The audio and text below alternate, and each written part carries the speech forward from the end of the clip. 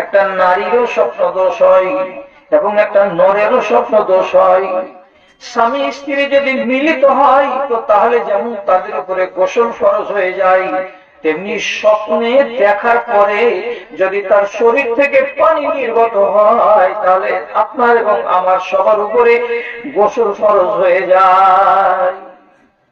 তাহলে একটা মানুষের স্বপ্ন দোষের কারণে যে বীর্যপাত ঘটে, তো সেখানে হয়তো 5 ফোঁটা 7 ফোঁটা 10 ফোঁটা বীর্য বেরিয়ে কাপড়ে লেগে যায়।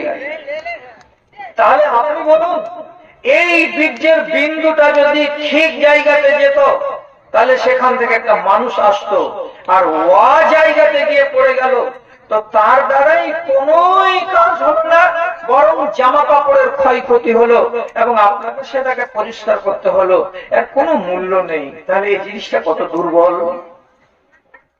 আবার এই দুর্বল জিনিসটা যখন যথাস্থানে পৌঁছে গেল তখন আল্লাহ রাব্বুল আলামিন ওখানে তাকে 41 দিন একই হালাতে রেখে দিলেন সাদা করে, আর 41 দিন আল্লাহ তাআলা তাকে রেখে দিলেন লাল করে রক্তের আকার নিয়ে। তারপরে আর 41 দিন আল্লাহ তাআলা ওই লাল রক্তের পিণ্ডটাকে মাংস পিণ্ড বানিয়ে দিলেন, যেটা 2 থেকে 250 কিংবা 300 গ্রাম সাইজ হবে, অর্থাৎ 120 দিন পর্যন্ত এই হালাতেই থেকে গেল।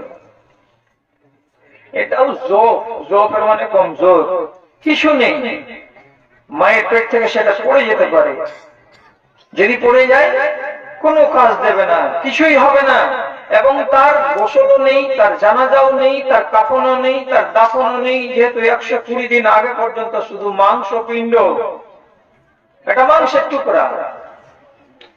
এইবার আল্লাহ রাব্বুল আলামিন তার ফেরেশতাকে বলছেন, যাও, যে নারীর পেটে 140 দিনের এই 300 গ্রামের ওজনের মাংস পিণ্ডটা আছে সেখানে এই রূহটাকে নিয়ে গিয়ে রেখে দাও। ওই মাংস পিণ্ডের ভেতরে রূহটা যেদিন ঢুকে যাবে সেদিন থেকে ওই মাংস পিণ্ডটা আস্তে আস্তে করে নড়াচড়া করতে লাগবে, আর যেমনি নড়াচড়া করতে লাগবে মা টের পাবে যে পেটে বাচ্চা আছে, বাবা টের পাবে পেটে বাচ্চা আছে, পেটে হাত দিতে গেলেই বুঝতে পারা যাবে যে হ্যাঁ পেটে বাচ্চা আছে। এ বেচারি দুর্বল, এখনো দুর্বল। এই জন্য রব্বুল আলামিন আবার বলছেন যে ও পেটের মেহমান, 10 মাস তোমাকে তোমার মায়ের পেটে রাখার পরে তোমার হাত পাকে নেড়ে ছেড়ে তুমি যে দুনিয়াতে আসতে পারবে তো সেই ক্ষমতা তোমার নাই, তুমি এত কমজোর। তখন আমি কি করলাম? আল্লাহ তাআলা কোরআন মাজিদের ভেতরে বলছেন, আমি তোমার মায়ের পেট থেকে আরামে কেমন করে দুনিয়াতে আসবে সেই পথটাকে সুগম করে দিলাম, আমি সহজ করে দিলাম, আমি আসান করে দিলাম। মায়ের পেট থেকে তুমি দুনিয়াতে আসবে তার জন্য সেই পথকে আবার নরম করলাম, আসান করলাম, মুলায়ম করলাম, মুসলিম করলাম। কে বলছেন? আল্লাহ নিজে বলছেন। তাহলে আল্লাহর তদবির চলছে আপনার পিছনে। আমি কমজোর, কি করে আল্লাহ তাআলা মুসলিম করে দিলেন, আসান করে দিলেন রাস্তাটাকে? মাকে নিয়ে ভাবেন, যদি বিবিকে নিয়ে ভাবেন তো ঠোঁটের কোণাতে মুচকি মুচকি হাসি আসবে, এটা আপনি খেয়ানত করবেন। নিজের মাকে বলে ভাবেন, আমি আমার মাকে বলে ভাবছি, আপনি আপনার মাকে বলে ভাবেন, তাহলে আর আপনাকে হাসি লাগবে না। আল্লাহ তাআলা জন্মের 20 মিনিট আগে, 25 মিনিট আগে, 30 মিনিট আগে, আধা ঘন্টা আগে আপনি বাপ হয়ে যদি লেখা খেপা না হন তাহলে নিশ্চয়ই জানেন। আর আজ পর্যন্ত যদি জানা না থাকে তো আগামীকালকে নিজের আহলিয়াকে, নিজের স্ত্রীকে জিজ্ঞেস করবেন, আরে মাওলানা যে কথাটা বলছিল এটা কথা কি ঠিক? কি যেই ব্লাডারের ভেতরে আপনি ছিলেন এটা তো একটা বেলুন, আর ওর ভেতরে আল্লাহ রাব্বুল আলামিন এমন পানি রেখেছেন, আঠা আঠা পানি, সেই পানিগুলোতে আমি ঘোরাফেরা করছিলাম। আল্লাহর কুদরত, আমি যখন দুনিয়াতে আসবো তার আধা ঘন্টা, 20 মিনিট, 15 মিনিট আগে সে বেলুন ফেটে যাবে। আর যদি বেলুন ফেটে যায় সাথে সাথে আল্লাহ তাআলা যে কোনো দুনিয়ার নারীর জনিদার দিয়ে 8 লিটার 300 মিলিগ্রাম 400 মিলিগ্রাম 1 গ্লাস থেকে 1.5 গ্লাস সেই রসালো আঠা আঠা পানিগুলো ক্যালসিয়াম যুক্ত পানি তার জনিদার দিয়ে বাইরে চলে আসবে। আর যেমনি এটা দিয়ে বেরিয়ে আসবে বাইরে, আল্লাহর কুদরত রাস্তাটা মসৃণ হয়ে যাবে, মুলায়ম হয়ে যাবে, নরম হয়ে যাবে। আর তারপরে পরে দুনিয়াতে যে কোনো বাচ্চা আস্তে আস্তে ধীরে ধীরে সেই নরম রাস্তা দিয়ে দুনিয়াতে চলে আসবে। মায়ের পেট থেকে নানির কোলে চলে আসবে, খালার কোলে চলে আসবে। আল্লাহ তাআলা কোরআনে বলছেন, তুমি কমজোর ছিলে বলেই আমি এটা করেছিলাম। কি করেছিলে আল্লাহ?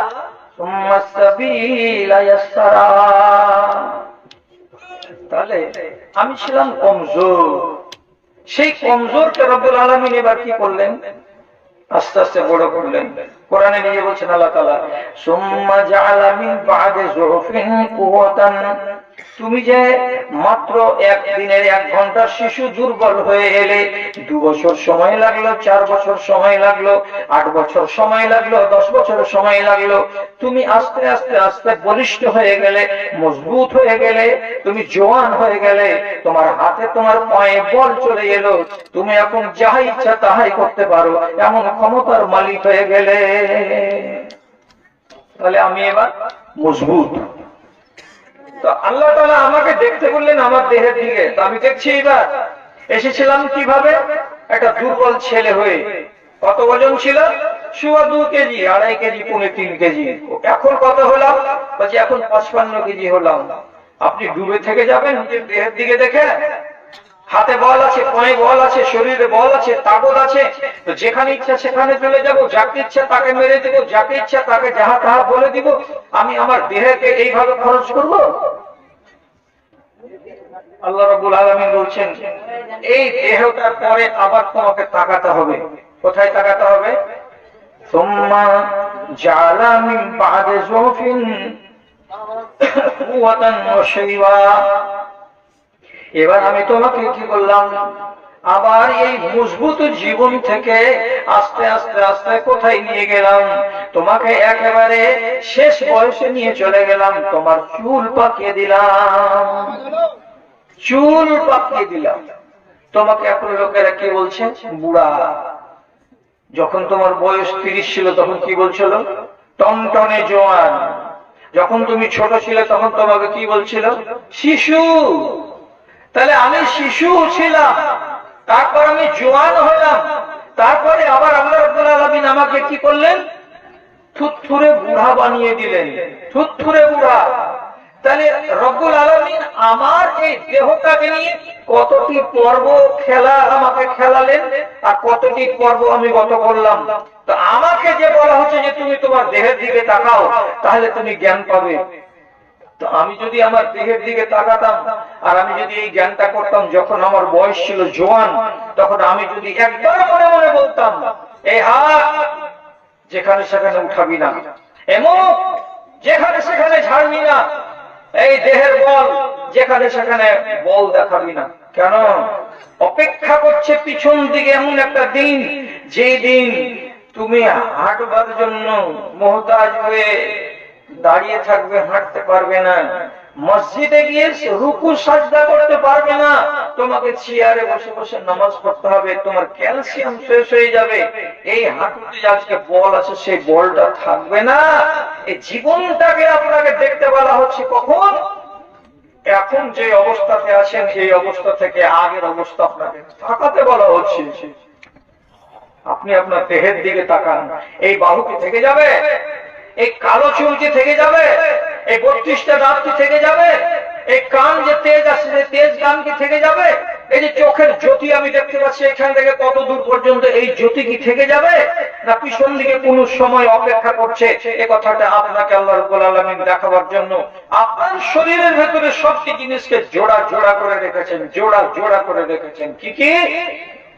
হায়াতকে রেখেছেন এবং জোড়া করে রেখেছেন মৌতকে, তারপরে সুস্থ শরীরকেও রেখেছেন, আর তার সাথে সাথে দুর্বলতার অসুখকেও রেখেছেন জোড়া করে। তারপরে আল্লাহ তাআলা আপনাকে যৌবন কাল দিয়েছেন, তো যৌবন কালের সঙ্গে জোড়া বানিয়ে রেখেছেন কাকে? তো বৃদ্ধকালকে। অতএব এখন হায়াত পেয়েছি বলে আমি একদম বেখেয়াল জীবন কাটাবো, কোন মজনুন যেন এটা না করে। কেন? হায়াতের জোড়ার নাম কি? মৌত।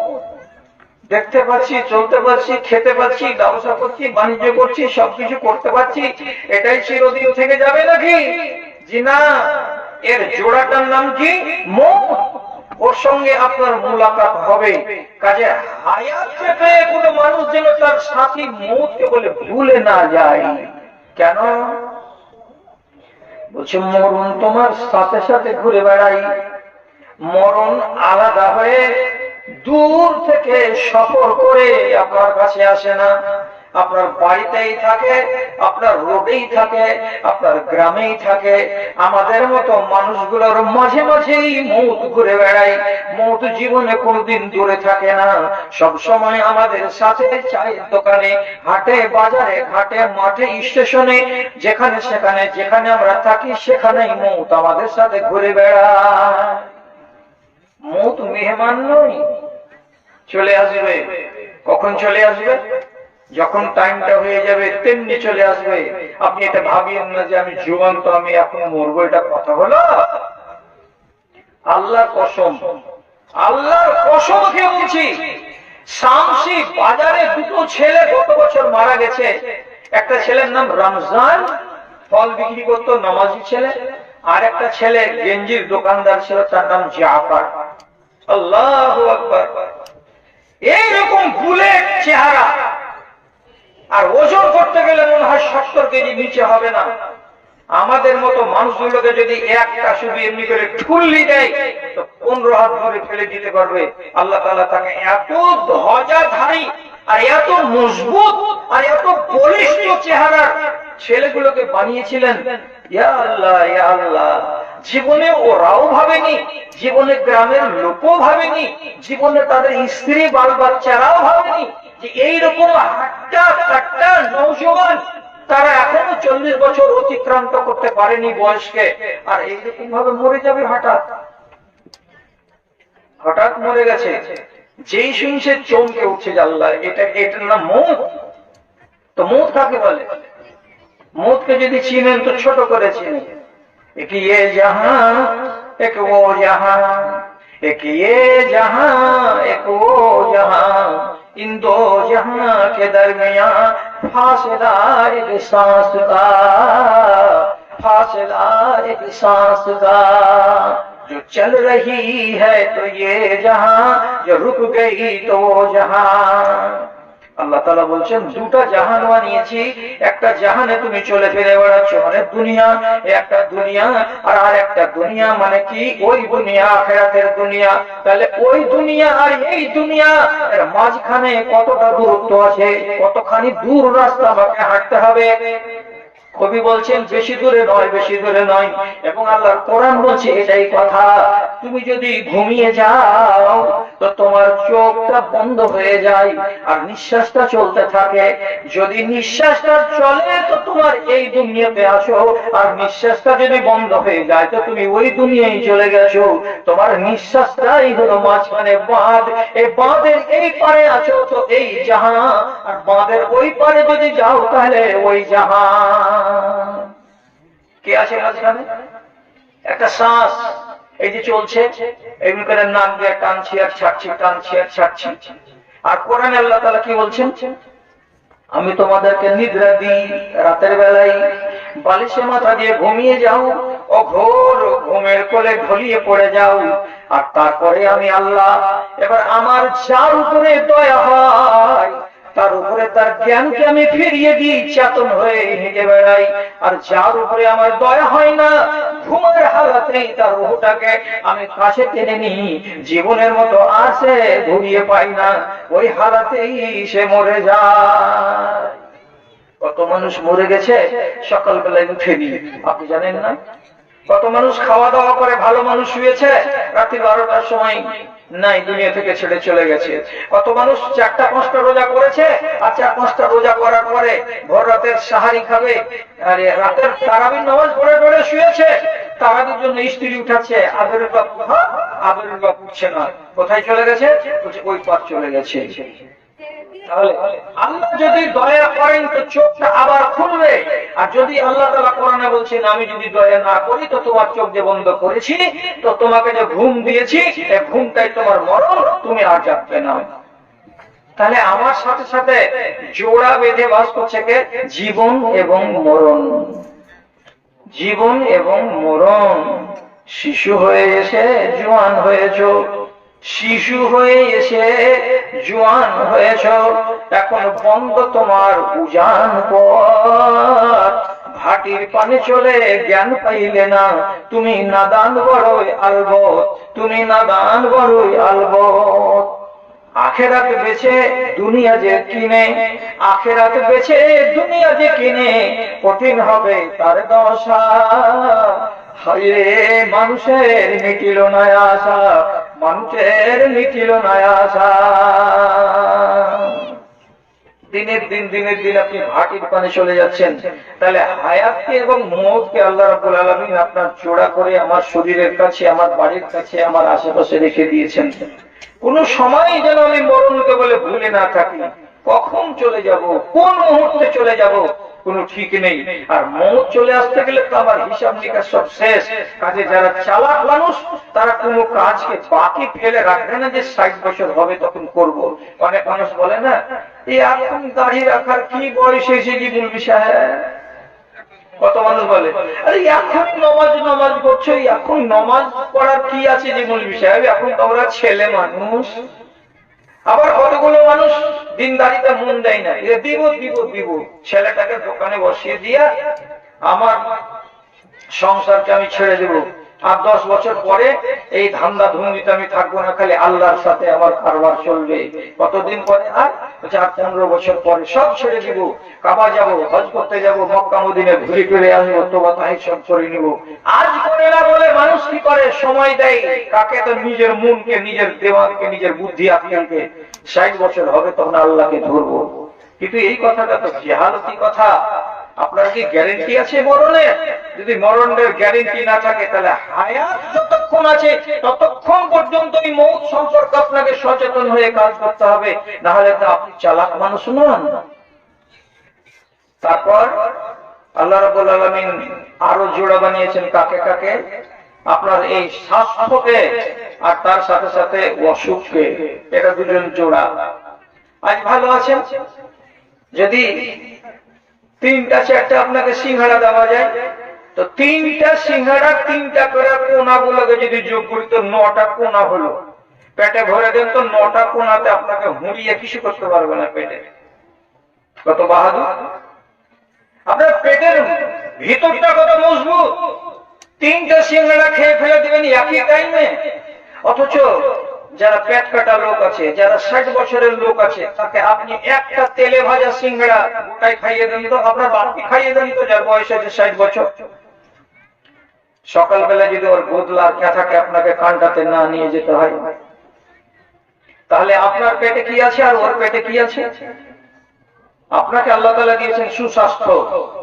সুস্বাস্থ্য পেয়েছেন বলে আপনি যে ডুবে থাকবেন সব সময় অহমিকায়, এটাও কিন্তু মূর্খামি। কেন? এর জোড়ার নাম কি? তো অসুখ। কবে অসুখটা আসবে তুমি জানো? যে না, আমি জানি না। তাহলে এই স্বাস্থ্যটাকে বাঁচিয়ে রাখতে হবে। তার জন্য আল্লাহ তাআলা কোরআনে জায়গা জায়গা এবং নবীজি হাদিসের ভেতরে আপনাকে তাগিদ দিচ্ছেন, এই স্বাস্থ্যকে নিয়ামত দিয়েছি আমি, এই নিয়ামত যেন তোমার হাতে নষ্ট না হয় আর তুমি নিজের বরবাদি নিজে ডেকে আনতে পারো না। কেমন? নিজের হাতে বরবাদি আমি ডাকবো কি করে? এমন জিনিস তুমি খাবে না যে জিনিসটা তোমার স্বাস্থ্যকে বরবাদ করে দেয়। যেমন গরু জবে করলেন, গরুর চর্বি হালাল, মাংস হালাল, হাড় চুষে চুষে মজ্জা বের করে খাওয়া হালাল, ট্যাংকে চিড়ে চিড়ে তাকেও চুষে চুষে খাওয়া হালাল, সিংটাকে বাদ দিয়ে মুজ খাওয়া হালাল, ফুরের ওপর খান বাদ দিয়ে ভিতর খানকে খাওয়া হালাল, তার ঝিগড়িকে খাওয়া হালাল। যদি বড় বড় ষাঁড়ের বড় বড় অন্ডকোষ থাকে ওকেও মাঝখানকে চিড়ে দিয়ে লবণ ভরে ভেজে ওকেও খাওয়া হালাল, সবই হালাল। কিন্তু যখন জবে করলেন, যে সস্তা রক্তগুলো বেরিয়ে আসে, এই যে প্রবাহিত রক্ত, আপনি যদি গামলাতে ধরে নেন, এই বড় গামলাগুলো তো 1 থেকে 1.5 গামলা 2 গামলা হয়ে যাবে, এতটা রক্ত একটা গরুর বেরোয়। আপনি যদি বাড়ি গিয়ে খেয়ে নেন তো কি হবে? আল্লাহ রাব্বুল আলামিন নাই বলছেন, আল্লাহ তাআলা নিজে বলছেন, এই রক্ত তোমার জন্য হারাম করে দিয়েছি। আল্লাহ, তুমি একটা হালাল জানোয়ারের শরীর থেকে রক্তটা বের হলো, এটা পাক হওয়া দরকার ছিল, কিন্তু হারাম তুমি কেন করলে? আল্লাহ রাব্বুল আলামিন বলছেন, তোমার দেহটাকে তোমার জন্য বলিষ্ঠ করে মজবুত করে রাখবো, যাতে তোমার স্বাস্থ্যটা ঠিক থাকে। স্বাস্থ্য ঠিক থাকলে লাভ কি হবে? তুমি তোমার সংসারটাকে ঠিক করে চালাতে পারবে, আমার সংসারটাও ঠিক হয়ে চলবে। আল্লাহ, তোমার সংসারটা কোথায় আছে? রব্বুল আলামিন বলছেন, তোমার সংসার হলো বাড়িতে ধান এনে দেওয়া, চাল এনে দেওয়া, আর আমার সংসার হলো কোনটা? যখন হাইয়া আলাল ফালাহ বলবে, সাথে সাথে গিয়ে দাঁড়িয়ে দাঁড়িয়ে জোহরে আগে 2 রাকাত 4 রাকাত, আর পরে ফরজ পড়বে 4 রাকাত, তারপরে হবে 2 রাকাত, মজবুত মানুষের মতো দাঁড়িয়ে দাঁড়িয়ে আদায় করবে। এটা হলো আমার গৃহস্থালী। যখন রমজান আসবে তখন তুমি 30টা রোজা পালন করে দেবে, কোনো বাহানা করবে না। এটা হলো আমার গৃহস্থালী। অতএব তোমার স্বাস্থ্যটাকে যদি ভালো করে রাখা যায়, তাহলে আল্লাহ বলছেন আমার গৃহস্থালীটাও চলবে আর তোমার গৃহস্থালীটাও চলবে। তুমি মাঠের জমিতে সারাদিন জল দেবে, ক্লান্তি আসবে না। তুমি এখান থেকে হেঁটে রাস্তা খোয়ার বাজার যাবে, সারাদিন বাজার করে বিকেল বেলায় হেঁটে বাড়ি চলে আসবে, তোমাকে ক্লান্তি আসবে না। এটা হলো তোমার সংসার। এই জন্য আমি তোমার শরীরটাকে ভালো করে রাখার জন্য নানা রকমের বিধান দিলাম কোরআন মাজিদে, এবং আমার নবী তোমাদেরকে বিধান দিলেন তার হাদিসের ভেতরে। কেন দিলেন? যাতে করে তোমরা শরীরটাকে নষ্ট না করে দাও। নবীজি হাদিসে বলছেন, আল আব্দুল কাবিয়্যু খায়রুম মিনাল আব্দিজ যায়িফে। একটা নির্ঘৃণ্য, একটা দুবলা পাতলা, একটা হ্যাংলা জংলা মানুষের চাইতে একটা মজবুত বলিষ্ঠ শরীরের ইমানদারের দাম বেশি। আপনি বলবেন এই হ্যাংলাটার দাম কম কেন? তো কম এই জন্য যে ওই হ্যাংলাটা রোজা করতে পারবে। ওকে যদি বলি যে ইমামের সাথে দাঁড়িয়ে দাঁড়িয়ে 11 রাকাত নামাজ পড়তে হবে তোকে, তোমার পেটটা পিঠের সঙ্গে লেগে আছে, টোটালে ওজন হবে 30 বছর বয়সের ছেলে, মেরে কেটে 37 কেজি, তারাবি করতে পারবে? ওকে যদি বলি কালকে যুদ্ধে যেতে হবে, তুই যুদ্ধে যাবে? নিজের শরীর নিয়ে চলতে পারে না তো পুটলি নিয়ে কি চলবে? ঘোড়ার উপরে বসে থাকতে পারবে? পারবে না। আর আপনাকে যদি বলা যায় যে পিস্তুলের গুলির 1 বস্তা নিয়ে তোমাকে ঘাড়ে করে যেতে হবে, রেডি?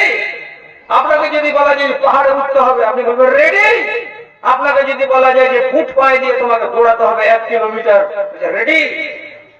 তাহলে আল্লাহ তাআলার নবী যে কথাটা বলেছেন কত দামি, যে একজন মজবুত, একজন বলিষ্ঠ সুস্বাস্থ্যবান বান্দা আল্লাহ রাব্বুল আলামিনের নজরে অধিক উত্তম, তার চাইতে একটা হ্যাংলা জংলা মুসলমানের চাইতে। জি, এদিকে খেয়াল রাখতে হবে আপনাকে আর আমাকে। তাহলে সুস্বাস্থ্য আল্লাহ তাআলা দিয়েছেন, আমাকে টিকাতে হবে। এই জন্য আল্লাহ তাআলা জোড়া রেখেছেন কাকে? তো অসুখকে। নিজে থেকে নিজের শরীরটাকে অসুখ বানাতে গেলে আমাকে জরিমানা লাগবে, কাফারা লাগবে, আমাকে আল্লাহর কাছে হিসেব লাগবে। আল্লাহ তাআলা বলেছেন তোমার শরীর নষ্ট হবে যদি প্রবাহিত রক্ত খাও। এই জন্য রাসূল বলছেন প্রবাহিত রক্ত জীবনে কেউ খাবে না, খাওয়া চলবে না। অথচ আজকালকার আমাদের দেশে মুসলমান যারা কসাই আছে, তারা চোখের আড়ালে জবে করার টাইমে গামলা ভর্তি করে রক্তটাকে ধরে নিচ্ছে, আর মাংস যখন রেজি করা হয়ে যাচ্ছে, মাংস তো রং ভালো দেখাচ্ছে না, তখন শেষের বেলায় গামলাটাকে ঢেলে দিয়ে সম্পূর্ণ রক্তগুলোকে মাংসতে মাখিয়ে মুখিয়ে দিয়ে নেড়ে আর ঘেটে একাকার করে দেওয়ার পরে দেখা যাচ্ছে টক টক টক টক করছে মাংস। আপনি দেখবেন যারা বলে কি করে দিছিস, হ্যাঁ দিয়ে দিলে 220 টাকা করে। মাংস তো ছিল 240 টাকা, কিন্তু দিয়ে দিলাম 220 টাকা করে। বাড়ি গিয়ে ধুয়ে যদি খেয়ে দেখছেন তো মাংসকে ছিঁড়বেন কি দিয়ে? আগে দিকে খুঁচি বুঝাতে নেন, মাংসকে গাঁথেন খুঁচিতে, দাঁত দিয়ে টানেন, তাহলে ছিঁড়বে, তাছাড়া ছিঁড়বে না। রং কেমন ছিল? তো লাল টকটকে ছিল। কে করেছিল? তো কসাই করেছিল। কি দিয়ে করেছিল? তো প্রবাহিত রক্ত দিয়ে করেছিল। এটা কি হালাল? হালাল নয়। আপনাকে খেতে বারণ করা হলো কেন? তো এই জন্য মদ খেতে আপনাকে হারাম করা হয়েছে। আপনি মদ খেতে পাবেন না। আপনি বলবেন যে আল্লাহ সবই হালাল করলেন, এই মদটা তো কি ছিল যে তুমি হারাম করলেন? কোরআন বলছেন ফিহিমা ইসমুন কাবীরুন ওয়া মানাফিউন লিন-নাসি ওয়া ইসমুহুমা আকবারু মিন নাফইহিমা। যদি তোমরা কি করো, মদ খাও আর জুয়া খেলো, তো জুয়া খেলে যেটা কামাই হবে আর মদ খেতে গেলে যা হবে তোমার শরীরে, নিশ্চয়ই এতে লাভ আছে, কিন্তু এতে লোকসানও আছে। আল্লাহ তাআলা পরিষ্কার করে বলছেন লাভের চাইতে লোকসান বেশি আছে। যদি লোকসান বেশি থাকে তো যাবে কেন রে বান্দা? আল্লাহ তাআলা বলছেন যদি এরকম করে মদ বেশি দিন খাও, তোমার লিভারটা নষ্ট হয়ে যাবে। লিভার যদি নষ্ট হয়ে যায় তোমার শরীর ভেঙে যাবে, আর শরীর যদি ভেঙে যায় তো তাড়াতাড়ি তোমার মরণ চলে আসবে। নিজে থেকে শরীরটাকে হ্যাংলা জংলা করতে দিও না। এই জন্য রব্বুল আলামিন এবং তার নবী পরিষ্কার ভাষায় মদকে হারাম করে দিয়েছেন, এবং মদের সাথে সাথে নেশা জাতীয় দ্রব্যকে সব হারাম করে দিয়েছেন। তামাক কেন হারাম? কত বড় ক্ষতি করে, যে বিশাল বড় ক্ষতি করে। হাজার হাজার মানুষের ঠোঁটে ক্যান্সার হয়, হাজার হাজার মানুষের মাটিতে ক্যান্সার হয়। তিরঙ্গা কেন হারাম? তো হাজার হাজার মানুষের তিরঙ্গা খেতে গেলে ললিতে ঘা হয়, আবার ওই ঘা গুলো বড় বড় ঘা হয়ে শেষে ক্যান্সার হয়ে যায়। এই জন্য তাদের প্যাকেটে গায়ে লেখা আছে, তামাকের গায়ে এবং মধুর গায়ে অন্যান্য সব জিনিসের প্যাকেটে লেখা আছে ঠকঠকে করে একটা ঘাটা দেখানো হচ্ছে, আর তার নিচে লেখা আছে এটা সেবন করা হলো ক্যান্সারের কারণ। এটা যদি বেশি বেশি করে খাও তো ক্যান্সার হতে পারে। তারপরেও হাজার হাজার মানুষ তাকে সেবন করে, ক্যান্সার বলে কোন মানুষ ভয় করে না। তাহলে আল্লাহ কেন মানা করলেন এগুলো? শরীরটা যেন নষ্ট না হয়। আপনি বুঝুন, আপনাকে বুঝাবার কথা বলতে এসেছি। এক এক জায়গায় আমাকে এক এক রকমের বয়ান রাখতে হয়। আমি একটাই বয়ান সব জায়গাতে রাখবো, তাহলে তো এটা ঠিকঠাক হলো না। এই জন্য এখানে আপনাকে এই বিষয়ের উপরে জ্ঞান দিচ্ছি। ভাইয়েরা, যতদিন লোক এখানে বসে আছেন বলেন তো, আল্লাহ তাআলা সবারই উপরে রোজাকে রাখলেন, আর কোন মেয়ে ছেলের পেটে যদি বাচ্চা থাকে তো তাহলে ওই মেয়ে ছেলেকে আল্লাহর নবী বলছেন তুমি এখন রোজা রাখিও না, পরে রোজা রাখিও। আর একটা মেয়ে ছেলে ওর কোলে 3 মাসের বাচ্চা আছে, এই মেয়ে ছেলেটিকে আল্লাহ তাআলা বলছেন, তার নবী বলছেন তুমি এখন রোজা রাখিও না, তুমি পরে রোজা রাখিও। কেন? একটা ছেলেকে দুধ খাওয়াতে পারছে, রোজাটা করতে পারবে না? ও নিজের দুনিয়াতে চলে ফিরে সবকিছু করে বেড়াতে পারছে, তো পেটে বাচ্চা আছে তার জন্য রোজা রাখতে পারবে না? কেন? কিসের জন্য আল্লাহ তাআলা এগুলো নিষেধ করলেন? একটি মাত্র কারণ হচ্ছে এই, তোমার স্বাস্থ্যকে তুমি বরবাদ করতে পাবে না, আর আমি আল্লাহ এমন কোন বিধি তোমাকে দেব না যাতে করে তোমার স্বাস্থ্যটা নষ্ট হয়ে যায়। তো তুমি যে একটা মেয়ে ছেলে, তোমার কোলে যে দুধের বাচ্চা আছে, দুধের শিশুটা তো সারাদিনে তোমার স্তনকে চুষে চুষে চুষে চুষে 1 কিলোগ্রাম যদি তোমার শরীরে দুধকে বের করে দেয়, তো তুমি তো এমনি ঝাঁঝেরা হয়ে গেলে। আর তার উপরে তুমি যদি রোজা করো তো চোখের সরিষার ফুল ফুটবে, তুমি চলতে পারবে না, আর তোমার বাচ্চাটা না খেয়ে মরবে। অতএব বাচ্চাও দুর্বল হয়ে যাবে, আর রোজা করার ফলে তুমিও দুর্বল হয়ে যাবে, তোমার শরীরটা ভেঙে যাবে, এই শরীর গড়তে টাইমে লেগে যাবে। আমি আল্লাহ তোমাকে যে নিয়ামতটা দিয়েছি সে নিয়ামত যেন নষ্ট না হয়, তাই আমি আল্লাহ ব্যবস্থা করলাম নিজে থেকে, তুমি রোজা রাখবে না, পরে রোজা রাখিও। ছেলে যখন দুধ ছেড়ে দেবে মা তখন রোজা রাখবে। পেটের বাচ্চা যেদিন ভূমিষ্ঠ হয়ে যাবে তখন ইচ্ছা করলে মেয়েটি ভালো দিন আসবে, তখন সে রোজা কাজা করবে। আল্লাহকে কবর দিয়ে দিচ্ছেন।